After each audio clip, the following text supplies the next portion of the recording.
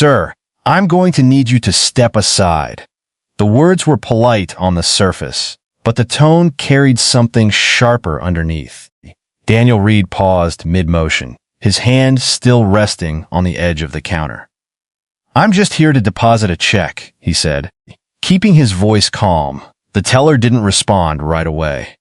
She glanced at the check again, then at Daniel, slowly, deliberately, like she was trying to solve a problem that didn't quite add up. It was a simple morning. Or at least, it had started that way. Daniel had walked into the bank like any other customer. No rush, no noise, just a man handling his business. Now the air had changed. I understand, the teller finally said, though her expression suggested she didn't. But I'll need you to wait while we verify this. Verify what? Daniel asked. She didn't answer directly. Instead, she pressed a button under her desk. That's when people started noticing. A woman in line leaned slightly to the side, trying to get a better look. A man near the door lowered his newspaper just enough to watch without being obvious. Daniel felt it, the shift. Not loud, not open, but unmistakable. The teller picked up the phone. Yes, I need assistance at window 2, she said quietly. Daniel exhaled slowly. Is there a problem with the check? It's just procedure, she replied, but her eyes didn't meet his. That's when the manager arrived, tall, confident, already forming an opinion before a word was exchanged. He didn't introduce himself. He didn't ask Daniel what he needed. He went straight for the check. This is a large amount, he said, turning it slightly in the light. Daniel nodded. Yes, and you're depositing it today? Yes. A pause. Then the manager looked at Daniel in a way that felt less like curiosity and more like judgment. We're going to need to run additional verification, he said. Daniel kept his voice steady. That's fine. Can you tell me what exactly needs to be verified? The manager didn't answer. Instead, he gestured lightly toward the waiting area. You can sit over there. Daniel didn't move. I'd prefer to stay here while we resolve it, he said. The manager's expression tightened just slightly. Sir, I'm asking you to cooperate. I am cooperating, Daniel replied. I'm asking a question. That was the moment everything shifted. The manager turned his head slightly, a silent signal. And just like that, a security guard began walking over. The movement didn't go unnoticed. Phones came out. Whispers started. What's going on? Probably fake. I knew something felt off. Daniel heard every word. He didn't react, didn't raise his voice, didn't move. Because he knew how quickly things could spiral once they decided who you were. The guard stopped beside him. Sir, if you'll just step away from the counter. Daniel looked at him. On what basis, sir? I haven't caused a disturbance, Daniel said calmly. I haven't refused anything. I'm being asked to move without explanation. I'd like one. The guard hesitated. The manager stepped in. We have reason to believe this transaction may be fraudulent. The word hung in the air, fraudulent. Now it was real. Now it had a label. And once something has a label, people stop questioning it. The whispers got louder. A woman shook her head. Unbelievable. Daniel let out a slow breath. Based on what? He asked. No answer, just silence. Because the truth was simple. Nothing on that check had raised a flag. Nothing in the system had triggered concern. The decision had been made the moment he stepped up to the counter, before the check, before the conversation, before the facts. The manager reached for his phone. If you don't comply, I'll have to escalate this. Daniel held his gaze. Do what you need to do. The room went quiet again, because now everyone knew. This wasn't about a transaction anymore. It was about assumption, the kind people don't admit out loud, but act on anyway. Minutes later, the entire bank was watching a situation that should have never existed. All because no one had stopped to ask a simple question first.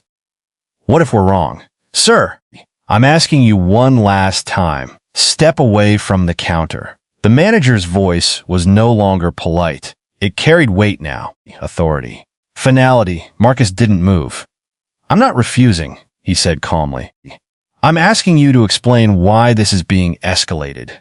That word, escalated, hung in the air like a warning. Because everyone in the bank could feel it now. This wasn't normal anymore. The teller had stopped pretending to work. Her hands rested flat on the keyboard, eyes flicking between Marcus and the manager like she was waiting for something to break. Behind them, the line had gone silent. People weren't just watching now. They were choosing sides. The manager adjusted his sleeve, a small gesture that carried more control than comfort. We have procedures, he said, and you're not following them. Marcus tilted his head slightly. I asked what procedure I'm violating. No answer, just a look. The kind that says the decision has already been made. That's when the manager turned slightly, just enough, a signal, subtle, but clear. The security guard straightened from his post and began walking toward them. Slow, measured, intentional. Each step made the room tighter. A woman near the back whispered, "This is getting serious." Someone else lifted their phone higher. Marcus noticed everything. The distance between him and the exit. The way the teller avoided eye contact. The way the manager stood, not open, not neutral, but closed off. Like this was something to contain, not resolve. I'm still standing here, Marcus said evenly. I haven't raised my voice. I haven't refused anything. So why is security involved? The guard stopped beside him, close enough to be felt. Sir, he said, firm but controlled. Let's not make this more difficult than it needs to be. Marcus glanced at him. I'm not the one making it difficult. That landed, not loudly, but clearly the manager stepped forward, closing the gap. This is exactly the behavior I'm talking about. What behavior? Marcus asked. Non-compliance. Marcus almost smiled, but didn't. Standing still and asking questions is non-compliance. The manager didn't answer, because the answer didn't matter anymore. The situation had already moved past logic. Now it was about control. And control doesn't like to be questioned. The guard shifted slightly. Sir, I'm going to ask you to step aside again. Marcus shook his head, just once. No, not aggressive, not loud, just final. That one word changed everything. Because now the tension snapped, not visibly, but internally the manager pulled out his phone. If you refuse to cooperate, he said, I will have to call law enforcement. A ripple moved through the room, people leaned in, phones adjusted. This was no longer a misunderstanding. This was becoming a scene. Marcus inhaled slowly, exhaled even slower. Call them, he said. No hesitation, no fear. And that unsettled the manager more than anything else. Because this wasn't how it usually went. People argued. People panicked. People backed down. Marcus did none of that. He just stood there, still, steady. Unmoved, the manager dialed, spoke quietly, but not quietly enough. Refusing to comply, potential issue, need assistance. Every word made the air heavier. The teller swallowed hard. The guard looked less certain now. Even the people recording shifted slightly, like they weren't sure what they were witnessing anymore. Marcus noticed that too, because deep down, everyone could feel it. This had gone too far, and no one knew how to pull it back. Minutes passed, slow, uncomfortable. The kind of silence that presses on your chest. The manager stood rigid, phone now in his pocket, but his posture louder than ever. The guard stayed in position, not touching Marcus, but not stepping away either. A line drawn without words. Marcus remained exactly where he was, hands visible, Voice quiet, presence controlled. Because he understood something the others didn't yet. Once authority decides to escalate, it rarely knows how to stop. And that was the real problem. Not the check, not the question, not even the assumption. But the fact that instead of resolving a simple situation, they had built it into something bigger, something heavier, something that now required witnesses, phones, and sirens. All because no one in charge had paused long enough to say, let's handle this right. And by the time that realization started to settle in, it was already too late. Go ahead, sir, show them your ID. The manager said it with quiet confidence, like the outcome was already decided. Like whatever Marcus had in his pocket wouldn't change a thing. Marcus nodded once, slow, deliberate. The room leaned in without moving. Phones lifted higher. Breaths held. Even the air felt tighter, like it was waiting. Because up until this moment, everyone thought they understood what they were looking at. A man out of place. A situation under control. A problem being handled. Marcus reached into his jacket, not rushed, not nervous, just precise. I'm going to take something out of my pocket, he said calmly, glancing at the officer who had just arrived. So there's no confusion. The officer gave a small nod. Go ahead. Marcus pulled out a slim black wallet, worn at the edges. Ordinary. He placed it gently on the counter and opened it. No one spoke. The manager folded his arms, already prepared to dismiss whatever came next. The teller leaned forward slightly.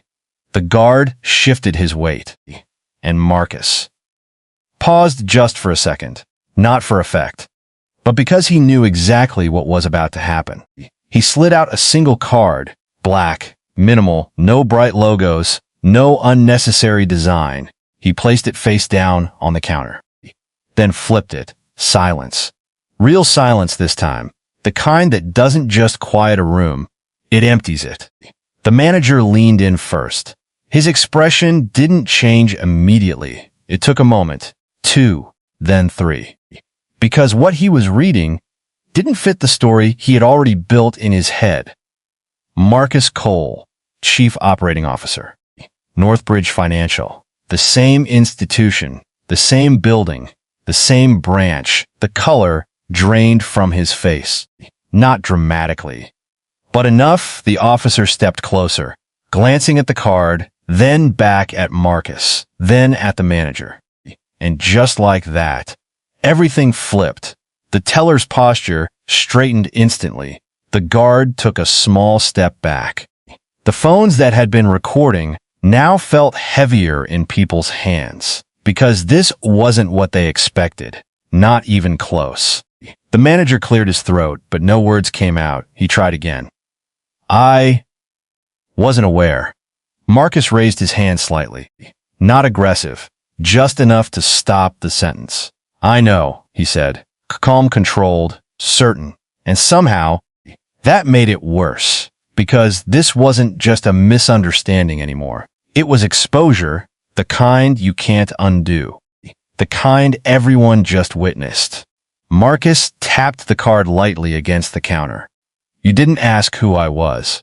No one responded. You didn't check the system. Silence. You didn't verify the transaction. The manager's jaw tightened, because every word was true, and everyone in the room knew it. Instead, Marcus continued, you made a decision the second I walked up here.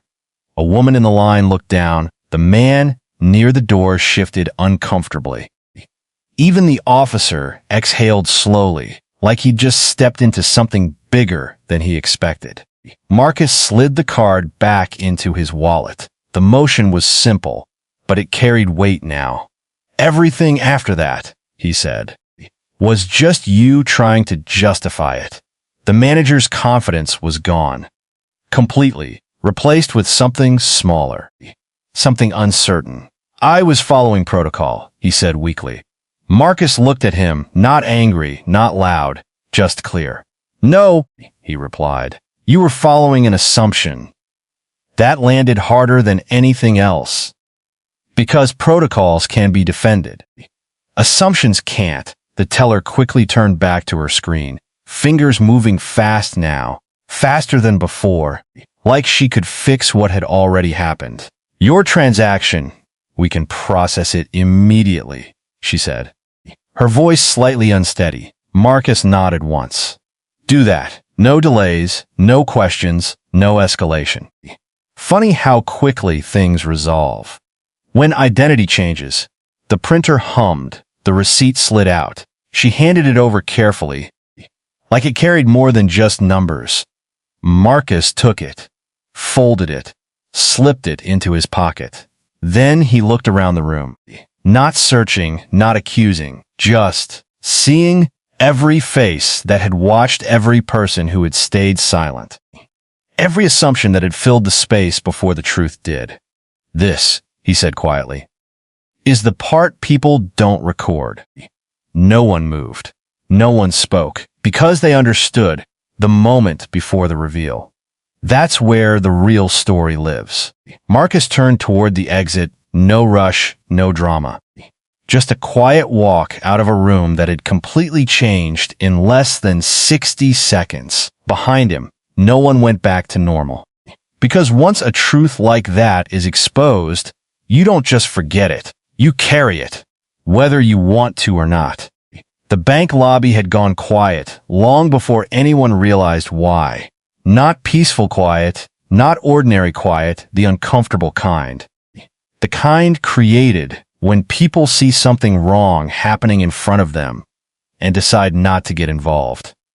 Marcus stood at the counter, calm and motionless, while the manager questioned him like he was a suspect instead of a customer. Every eye in the room was on him, and every mouth stayed closed. A woman near the entrance tightened her grip on her purse when security walked over. A man in a gray suit kept checking his watch, pretending impatience mattered more than what he was witnessing. Two college students whispered while secretly recording on their phones. Nobody interrupted. Nobody asked a single question. Not even when the manager threatened to call the police. Marcus noticed all of it, not because he wanted to. Because people in situations like his always notice who looks away, who watches, who stays silent. When the officers finally arrived, the tension in the room changed shape. The situation had gone too far now. Even the people recording seemed less entertained and more uneasy. The younger officer approached Marcus carefully. Sir, what seems to be the issue? Before Marcus could answer, the manager stepped in quickly. He's refusing to cooperate during a suspicious transaction. That word again, suspicious. The label that made everyone feel more comfortable staying quiet. Marcus spoke calmly. I came here to deposit a check. I've provided everything requested. I have not raised my voice or refused cooperation. The officer looked uncertain. The manager sounded confident, and confidence often wins in rooms like this.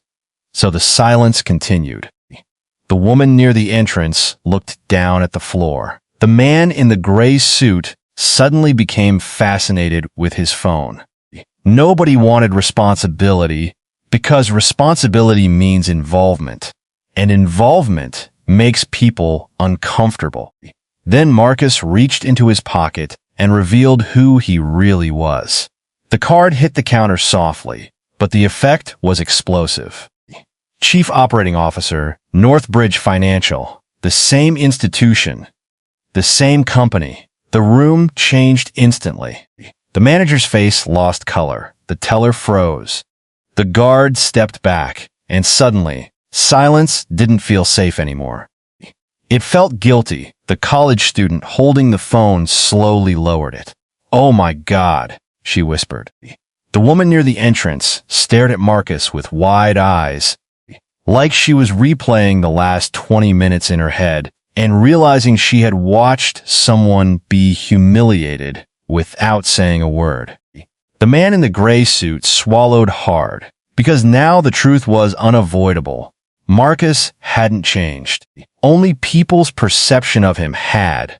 That realization settled heavily over the room. The younger officer took a step back from Marcus. "Sir, I apologize." Marcus nodded politely, but his eyes drifted past him. Toward everyone else. Toward the people who watched, the bystanders, the witnesses, the silent jury. No one said anything, Marcus said quietly. Nobody responded, because what could they say? That they didn't want conflict. That they assumed the bank knew best, that it was easier to stay silent than risk being wrong. The truth sat in every face around him. A middle-aged woman near the chairs finally spoke, her voice small. "I thought someone else would step in." Marcus looked at her for a moment. "That's usually what everyone thinks," he replied. The words hit harder than shouting ever could. The college student who had been recording lowered her eyes. "I should have said something earlier." Marcus gave a faint nod. Maybe. No anger, no accusation, which somehow made the shame worse. Because people can defend themselves against rage. It's harder to defend yourself against disappointment. The manager attempted to speak again. "Mr. Cole, this was simply a misunderstanding." Marcus turned toward him. "No," he interrupted softly.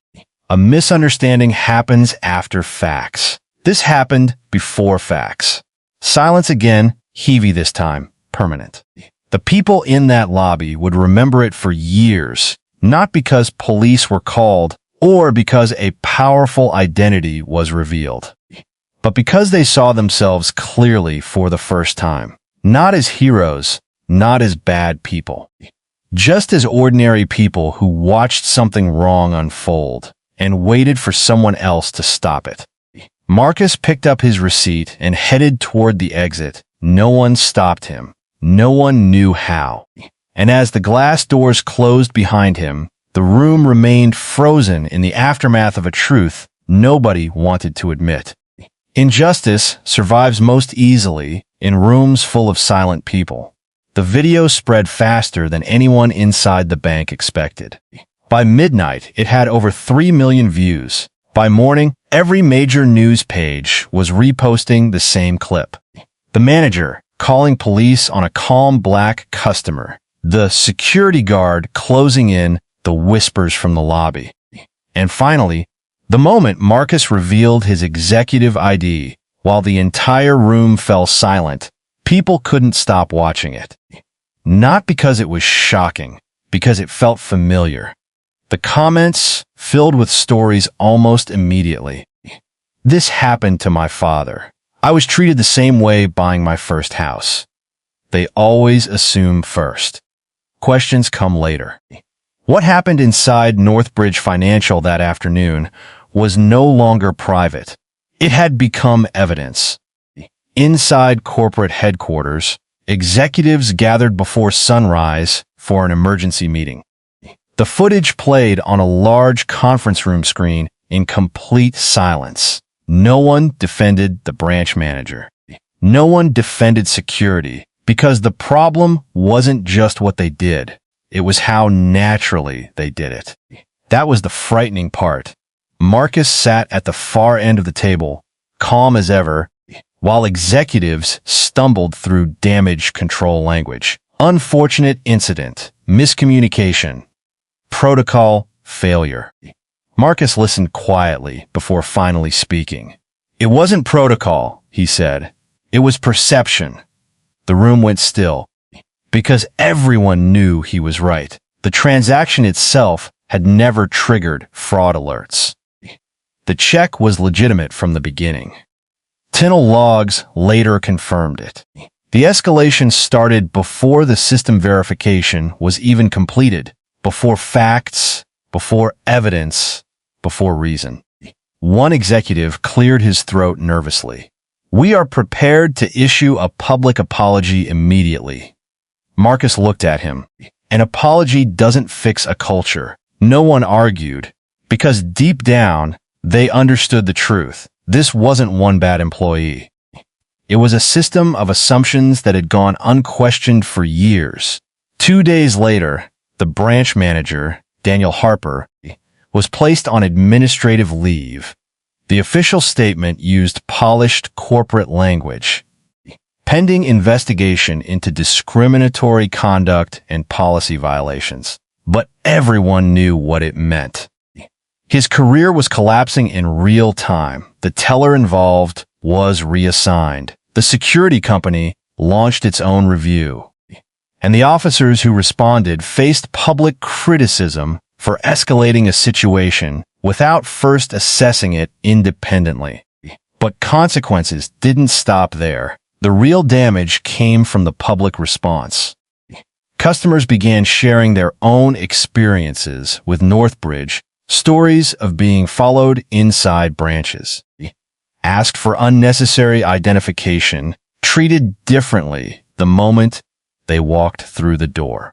The hashtag #BankingWhileBlack trended nationwide for 3 straight days. Civil rights attorneys requested investigations.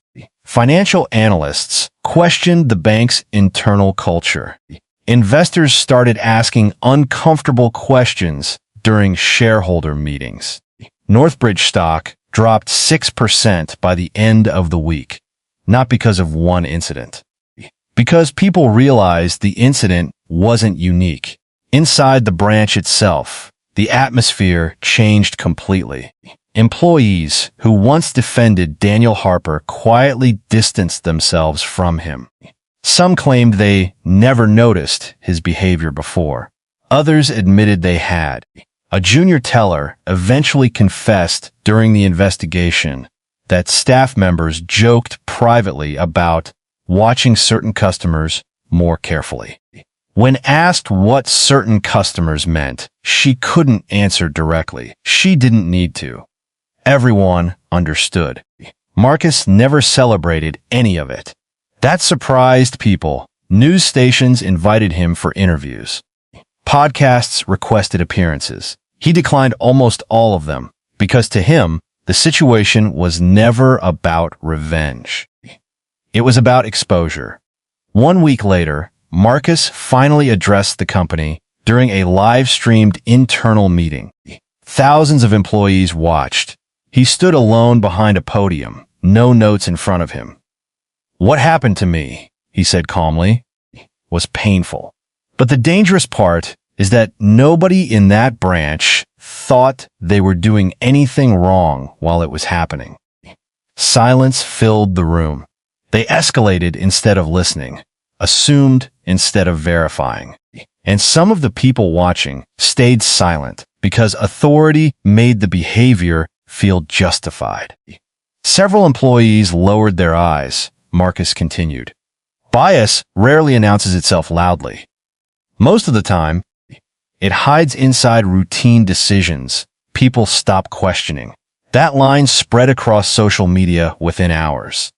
Not because it sounded good, because it felt true. Northbridge eventually introduced mandatory bias training, revised verification procedures, and created independent review systems for customer discrimination complaints. But Marcus understood something important. Policies can change quickly. People change slowly. And accountability only begins when consequences become impossible to ignore. The video eventually faded from headlines. The internet moved on. But inside that branch, inside that company, and inside the minds of everyone who watched silently that day, something permanent remained. The uncomfortable realization that injustice grows strongest not when people openly hate, but when assumptions go unchallenged long enough to feel normal.